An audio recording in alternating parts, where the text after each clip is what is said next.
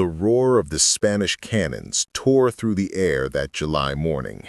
It was as if the heavens themselves had opened to unleash fire and death upon the French soldiers. Miguel gritted his teeth as he pushed the heavy cannon to the top of the hill. Sweat trickled down his sun-weathered face, mingling with the gunpowder that already coated his hands. At 26, he had worked for the Royal Artillery for 8 years, but he had never seen anything like what he was seeing now. That day was approaching. From his elevated position, he could see the entire valley. The French soldiers were advancing in tight groups. Thousands of young soldiers dressed in blue uniforms that gleamed under the blazing Spanish sun. Most were boys, some as young as 17. They had been taken from their villages in France, given a few weeks of rapid training, and were now marching towards Spanish soil with a misguided confidence that only ignorance can breed. Captain Alvaro Mendoza walked among the cannons, inspecting them with an expert eye. He was a seasoned soldier who had fought in many battles, and his experience was evident in every careful movement. He stopped beside Miguel and peered across the valley through his spyglass. The enemy line stretched like a blue serpent winding through the empty olive groves. 3 months earlier, everything had changed. Napoleon's soldiers had crossed the Pyrenees under the guise of friendship, but they soon revealed their true intentions. The Spanish people had awakened in outrage when the French emperor attempted to crown his brother, Joseph. From Madrid to the smallest villages, people began to fight back without being asked. Now, in this corner of Spain, a group of Spanish cannons was preparing to show that the invaders would not roam freely through Spanish territory. Miguel remembered the day the news reached his village. The uprising of May 2nd in Madrid had sparked the rebellion. Entire families had died in the streets of the capital, riddled with bullets by French soldiers who didn't care if they were combatants or ordinary people. That memory burned in his chest as he prepared to load his cannon. The Spanish battery consisted of 12 field guns, 8-pounders, which had been moved overnight to this strategic location. General Francisco Javier Castaños had planned this surprise attack with great care. He knew that the French troops, emboldened by their superior numbers, would march through this valley to meet up with other French groups further north. The Spanish cannons worked in complete silence. Each man knew his job in the deadly dance that was about to begin. The gunners prepared the powder bags, carefully measuring each piece. They adjusted the height of the cannons, calculating the distance and trajectory. The assistants kept the matches lit, ready to ignite the fire. The French group continued advancing, unaware of what was awaiting them. Miguel could see their faces through the spyglass the captain had allowed him to use.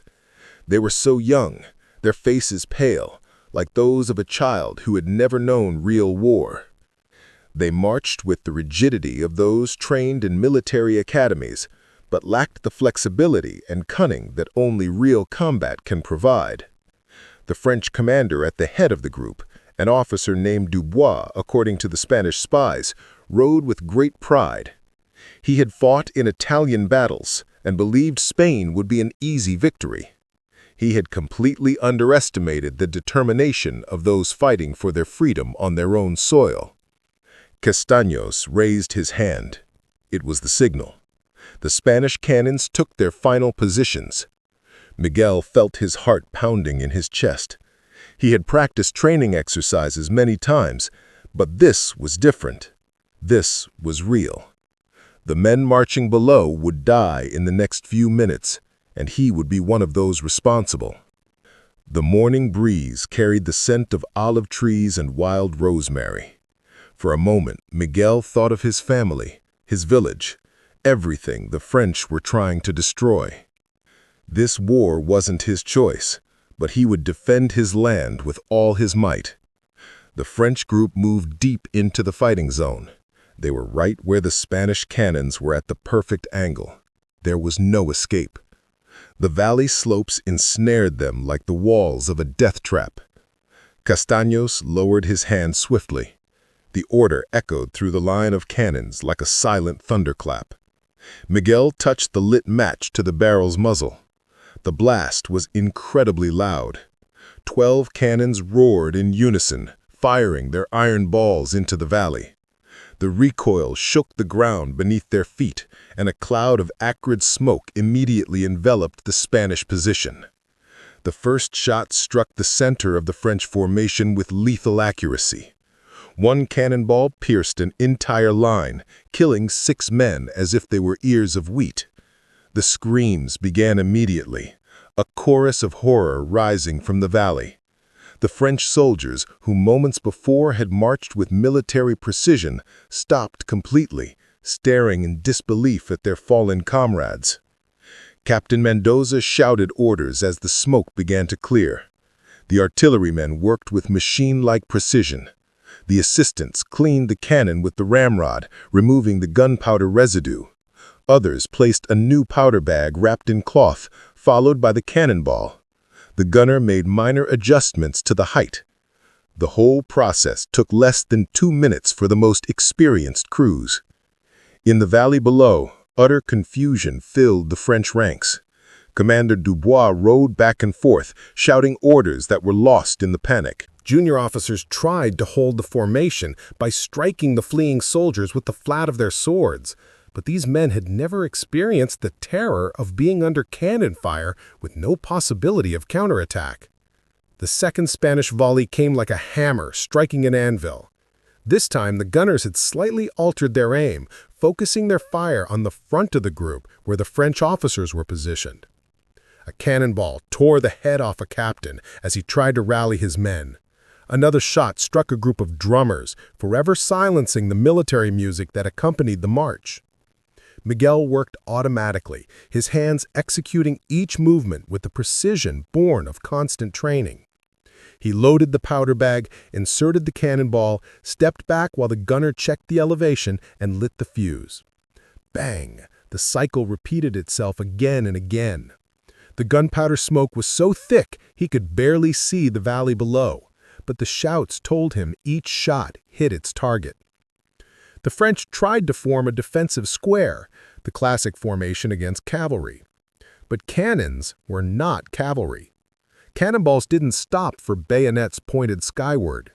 A cannonball could pierce entire ranks, breaking the formation from within. The soldiers learned this the hard way. Dubois finally grasped the magnitude of the disaster. His men were being massacred without being able to fire a single shot. Infantry cannons had an effective range of barely 100 meters. The Spanish cannons positioned on the hilltop were completely out of range. It was a one-sided massacre. The French officer made the only possible decision. He ordered a retreat. But giving the order and carrying it out were two entirely different things. The soldiers, many of them in their first real battle, didn't need to be told twice. At the word retreat, they broke ranks and scattered in terror toward the rear. The organized retreat turned into a stampede. French soldiers threw down their muskets to run faster. Backpacks, canteens, and even hats flew as the men ran in panic. The officers tried to maintain order, but it was impossible. The panic was contagious and spread faster than any command. The Spanish cannons kept firing. Every 2 minutes, another volley of 12 cannonballs rained down on the running crowd. The impacts on the tightly packed group were even more lethal than before. A single cannonball could bring down a dozen men huddled together in their desperation to escape. Miguel saw a group of soldiers trying to hide behind the olive trees. The old trees offered little protection against the solid iron balls that pierced the trunks as if they were made of paper. He felt a pang of compassion for those boys, but he immediately remembered what would happen to his own men if the French weren't stopped. Captain Mendoza ordered a change in the type of ammunition. The gunners began loading grape shot, hundreds of small bullets contained in canisters that exploded as they left the barrel, turning each cannon into a giant shotgun. It was the perfect weapon against the fleeing infantry. The next round was like the end of the world. Clouds of small bullets sliced through the French rear lines like an invisible blade. Men fell in groups, some dead instantly, others wounded and screaming for help that would never come. Dust from the road mingled with gunpowder smoke, creating a ghostly fog through which desperate figures moved. Dubois tried to gather some officers to organize a rear guard to cover the retreat. He managed to assemble about 50 men who maintained some semblance of composure. They formed a thin line, their muskets pointed toward the Spanish hill. They fired a symbolic volley that didn't even come close to the cannon positions. It was a brave action, but completely useless. The battle had become a manhunt. The French were running back down the road, leaving a trail of dead and wounded in their wake. The valley, which moments before had echoed with the sound of thousands of boots marching, now held only groans of pain and the heavy silence of death. The massacre continued for almost another hour. The Spanish gunners worked with the efficiency of those who knew that each shot shortened the war by another day. Miguel felt the muscles in his arms burning from the repeated effort, but he didn't stop. Load, aim, shoot. The rhythm was both hypnotic and terrifying. In the valley, the original French force of nearly 2,000 men had completely disintegrated. Separate groups of soldiers ran in different directions, scattered, some north for reinforcements, others west seeking refuge in the mountains, many simply running aimlessly, driven only by the need to survive. The French officers who had managed to maintain some authority were trying to rally small groups. A lieutenant named Morrow, barely older than the soldiers under his command, managed to form a group of 30 men behind a rocky outcrop. It was a reasonable defensive position, but completely useless against cannons raining death from above. Castaños watched the battle unfold from his command post. He had planned for this fight for weeks, studying maps, talking to local scouts who knew every corner of the terrain. He knew that Napoleon's troops relied on long supply lines and a pride that weakened them against well-planned surprise attacks. The Spanish general had personal reasons to hate the French occupation. His brother had died in Madrid during the events of May 2nd. The image of Spanish civilians murdered in the streets of the capital was seared into his memory. This battle wasn't just about military tactics.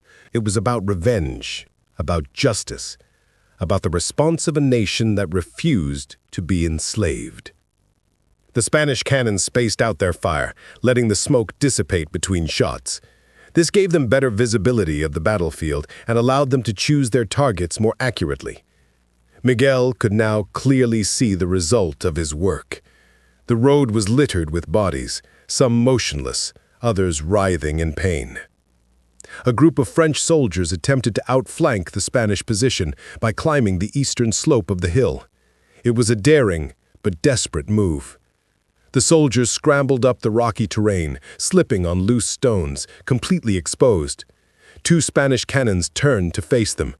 The first burst of grape shot mowed down the first climbers. Those behind them stopped. They watched their friends fall and simply slid down the hill in a disorderly retreat. The sun had reached its zenith. The heat was stifling, almost as much as the gunpowder smoke. The Spanish gunners drank water from their canteens between shots, wetting handkerchiefs to cover their noses and mouths. Working with the cannons was exhausting even under normal conditions, but under the Spanish July sun, it was almost unbearable. Dubois finally managed to gather what remained of his command, perhaps 500 men out of the 2,000 who had started the day. He regrouped them nearly 2 kilometers from the site of the ambush, beyond the effective range of the Spanish cannons. The soldiers were devastated.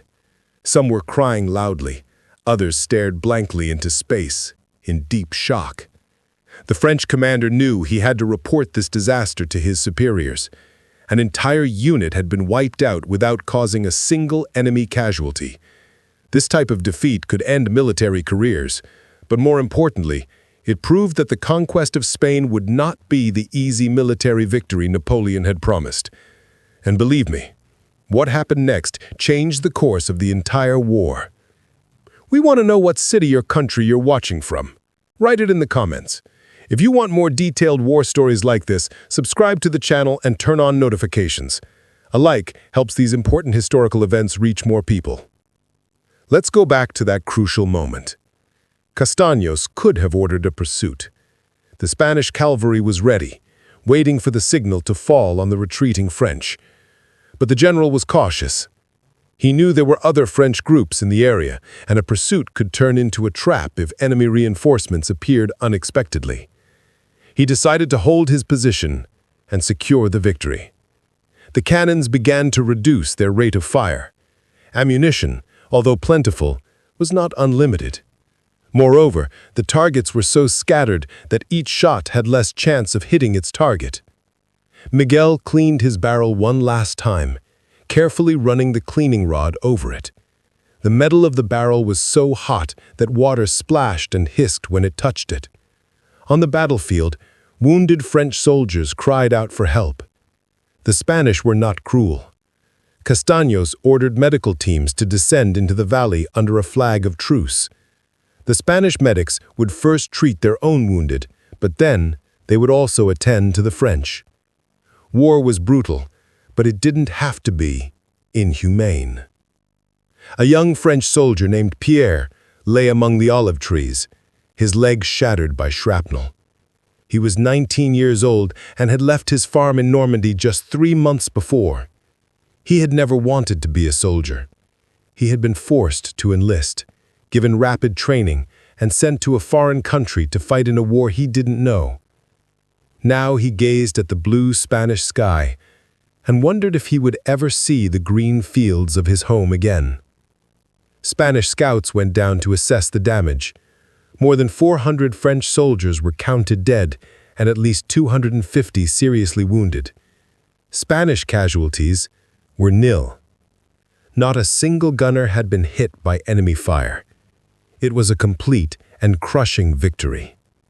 News of the Spanish victory spread through the region like wildfire. The villages that had witnessed the French advance, once terrified, now celebrated. Church bells rang out in every town, announcing that the invaders were not invincible. The morale of the Spanish resistance received an immeasurable boost. Miguel and his fellow gunners remained in their positions all afternoon, alert for any French attempt at a counterattack. But none came. Dubois and his survivors had fled north, carrying with them tales of terror about the deadly accuracy of the Spanish cannons.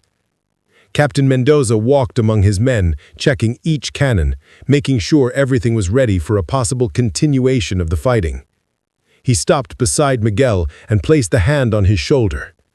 He said nothing. There was no need. The veteran officer's eyes reflected pride and respect. Miguel had performed his duty with the perfection of a seasoned professional. As night fell, the Spanish lit bonfires on the hill. From the valley below, the cannon positions resembled a constellation of earthly stars. The soldiers ate cold food and shared water, speaking in hushed tones about the day's events. No one boasted. They had witnessed too much death to feel happy. There was only satisfaction for a job well done and relief at having survived. At the makeshift French camp, the atmosphere was entirely different. The surviving soldiers were traumatized. Many couldn't sleep, startled by any sudden noise. The officers tried to maintain order, but morale was shattered. Some soldiers openly spoke of fleeing, preferring to risk their lives as fugitives rather than face the Spanish cannons again. Dubois wrote his report by the light of a flickering candle. His hands trembled as he recorded the magnitude of the disaster. He knew his superiors would find it hard to believe that a single battery of cannons had wiped out an entire force, but the facts were clear. Out of 2,000 men, he had barely managed to muster 500 fit for combat. The French commander reflected on his mistakes. He had underestimated the enemy, assuming the Spanish resistance would be disorganized and easily crushed. He had ignored the scouts' warnings of possible ambushes. He had marched in close formation through a valley that was a perfect natural trap. Every decision had been wrong, and his men had paid the price. The medics worked by oil lamps, tending to the wounded from both sides. A Spanish doctor named Dr. Rodrigo operated on a makeshift table, amputating the shattered leg of young Pierre. The Frenchman had lost consciousness from the pain, which was a blessing. The field surgery was brutal and primitive, but it was the only chance of survival for the seriously wounded. Stretcher bearers carried the most critically wounded to a nearby church that had been converted into a field hospital. The local priest, a 60-year-old man named Father Antonio, helped in any way he could, offering spiritual comfort to the dying, whether Spanish or French. In the face of death, nationalities didn't matter. Castaños was writing his own report for the Andalusian government. He was more careful in his estimates than Dubois. He reported the victory, but warned that the French would return in greater numbers and with greater caution. This battle had demonstrated the effectiveness of well-positioned cannons, but it had also alerted the enemy. Future operations would be more difficult. The Spanish general knew that this victory, however important, was only a small event in a war that had barely begun. The French had seemingly unlimited resources. For every force destroyed, Napoleon could send 3 more.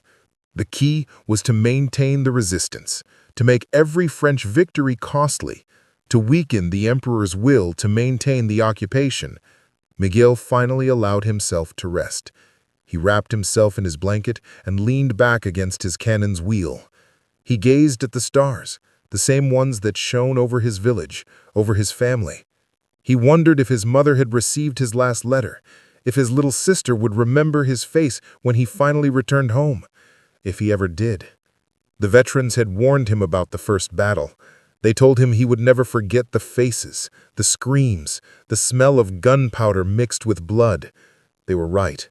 Every detail was etched in his memory with stark clarity. The young French soldier he had seen fall, the man barely older than his little brother, the officer decapitated by a cannonball, the wounded crawling on the ground, leaving trails of blood in the dust. But he also remembered why he was there. The French had not been invited to Spain. They had come as conquerors, as oppressors. Every French soldier killed that day was one less threat to Spanish families. It was brutal math, but necessary. The freedom of his nation depended on men like him, willing to do whatever it took. In Paris, Napoleon was still unaware of the disaster. Reports would take weeks to reach his desk. When he finally read about the defeat, at first he dismissed it as an exaggeration. The great emperor could not imagine that Spanish peasants with old cannons could defeat his troops. But the reports kept coming, one after another, each telling of new defeats, new ambushes, new fierce resistance.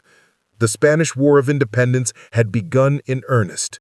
What Napoleon had envisioned as a swift occupation would become his Spanish ulcer, a war that would drain French resources for 6 years and contribute significantly to the empire's downfall. The dawn of the following day revealed the true scale of the carnage. Sunlight illuminated the valley, now a graveyard. Vultures were already circling, and Spanish burial teams were descending with shovels and carts. It was an enormous and terrible task, but a necessary one. The bodies could not be left to rot in the Mediterranean sun. The French prisoners, some 50 who had been captured wounded or simply too terrified to run, watched from a makeshift corral. They received the same rations as the Spanish soldiers, drinking water and basic medical care. Castaños had given strict orders that they be treated humanely. There was no point in becoming the very monsters they were fighting against. Pierre survived the amputation. He awoke with a high fever, speaking deliriously in French about his farm and calling for his mother. Dr. Rodrigo gave him opium for the pain and salt water to prevent dehydration. The young man's chances of surviving the infection were slim. Perhaps 1 in 3 amputees survived the critical first days. Miguel helped with the cleanup of the battlefield. They collected weapons, ammunition, anything useful. The French muskets were of good quality, better than many of those carried by the Spanish infantry. They would be given to the local militias. Every weapon counted in a war where supplies were scarce. Among the dead, they found something unexpected.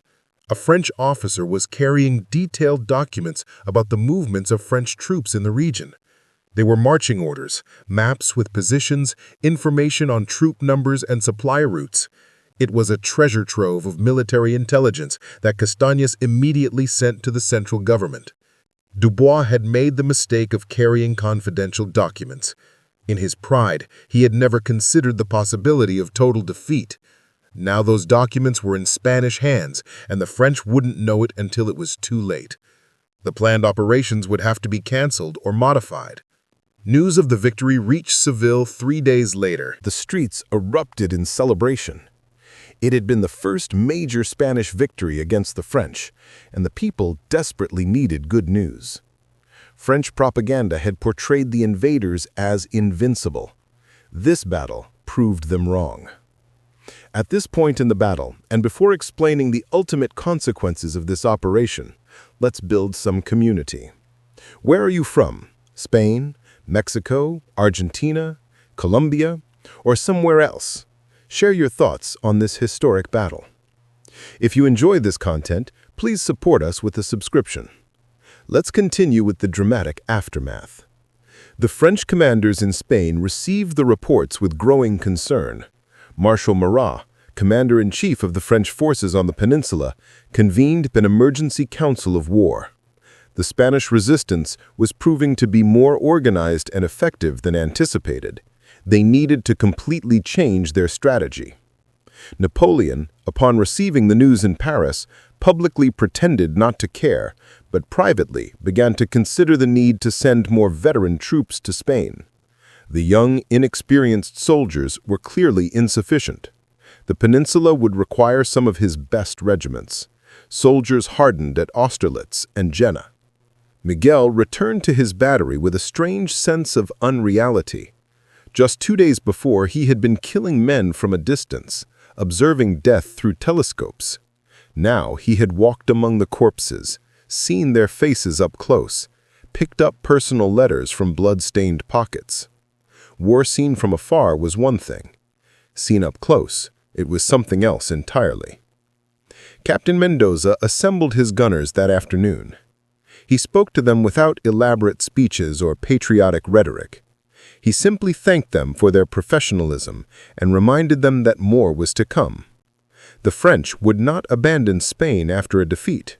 On the contrary, they would return stronger and more determined. The artillery veterans knew Mendoza was right. This victory was important, but only the beginning. The War of Independence had barely begun. There would be years of struggle, hardship, and death before Spain regained its freedom. Some of the men present would not live to see that day. The local authorities organized a religious service in honor of the fallen Spaniards, even though their own casualties had been minimal. A few soldiers had been wounded during the camp clearing operations. It was also an opportunity for the community to come together, strengthen the spirit of resistance, and remember why they were fighting. Pierre died 4 days after the battle. The infection that Dr. Rodrigo had feared finally overcame him. His last thought was for the fields of Normandy that he would never see again. He was buried in the local cemetery alongside other French soldiers. His grave, marked with a simple cross, was far from home, far from his family, dead in a war he had never wanted to fight. Documents captured revealed something crucial. The French were planning a major offensive to south in the coming weeks. With this information, Castaños was able to prepare the defenses, strategically positioning his forces and alerting the local militias. The intelligence gained in this battle would save countless Spanish lives in the months to come. The artillery battery received orders to move to a new position. The war was volatile, and remaining in one place too long would make them a target. They packed up their cannons and supplies and marched east. There would be more ambushes, more battles, more French to face. Military historians would study this battle for decades, not for its scale, relatively small in the context of the Napoleonic Wars, but for what it represented. It was one of the earliest examples of the effectiveness of guerrilla warfare, combined with well-positioned artillery against massive French formations. The tactics employed by Castaños became a model for future Spanish operations. Avoiding direct combat against superior French forces, exploiting knowledge of the terrain, using cannons from elevated positions, and attacking supply lines and moving groups were key tactics that would slowly wear down the French army over the 6 years of the war. Miguel continued serving in the artillery throughout the war, participating in 15 major battles and dozens of minor engagements. He survived them all. By 1814, when the French were finally driven out of Spain, he was an artillery sergeant, a respected veteran who had trained a new generation of Spanish gunners. The French soldiers who survived that ambush never forgot the experience. Many were sent back to France, deemed mentally unfit to continue in service. Others were transferred to different units, where their horror stories about Spanish cannons helped to undermine the morale of Napoleon's troops. Dubois was relieved of his command. He was not formally punished. The circumstances of the ambush were acknowledged as tactically difficult, but his military career was virtually over. He spent the rest of the war in office posts in France, never again commanding troops in combat. The defeat in Spain would haunt him for the rest of his life. The church that had served as a makeshift hospital became a place of pilgrimage. The families of the Spanish soldiers killed in the war visited it regularly, leaving flowers and lighting candles. Even some French veterans, years after the war's end, traveled to Spain to see the places where so many of their friends had fallen. Dr. Rodrigo continued his humanitarian work throughout the war. He treated thousands of wounded, both Spanish and French. His small clinic in a nearby village became a medical center of reference. After the war, he wrote a book on field surgery that was used in military schools for decades. Father Antonio expanded the local cemetery to accommodate all the dead. He insisted that the French graves receive the same care as the Spanish ones. "In death, we are all equal before God," he said. His stance was not popular at first, but in time, even the most ardent nationalists recognized the dignity of his approach. The cannons that Miguel and his comrades had used in the battle were eventually withdrawn from active service. One of them was preserved and is now in a military museum in Madrid. A sign explains its role in the War of Independence. School children visit it regularly, learning about this crucial chapter in Spanish history. The battle had effects far beyond Spain. In France, public opinion began to question the war in Spain. Families received news of sons killed in distant lands in a war that seemed endless. The Spanish resistance inspired other European peoples under French rule to consider their own resistance.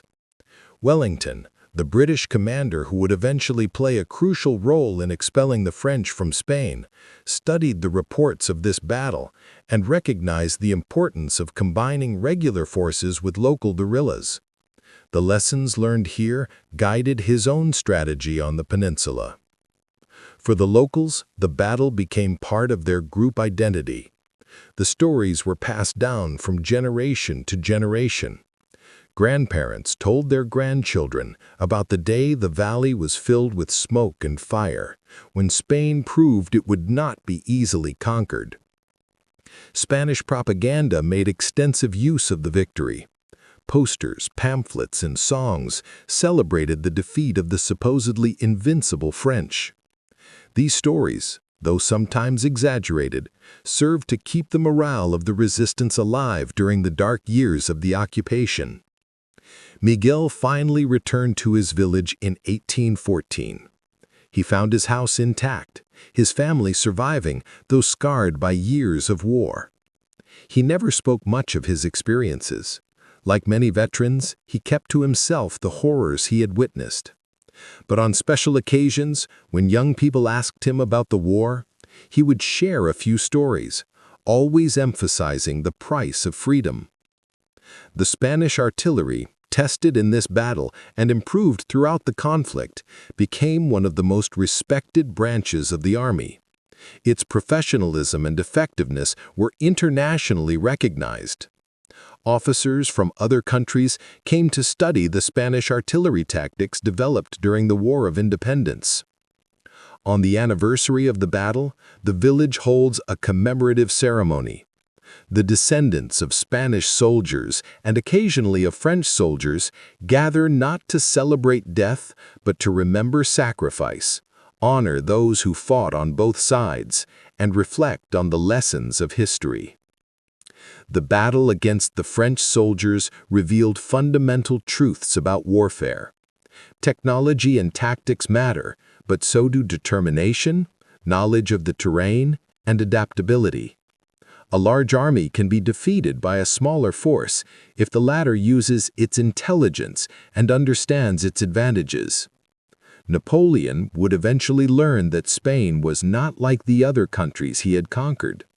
The resistance came not only from the regular army, but from an entire people willing to fight for their freedom.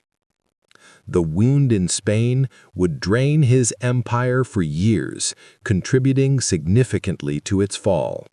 And it all began with battles like this one, where the determined Spanish cannon crews demonstrated that invaders could be defeated.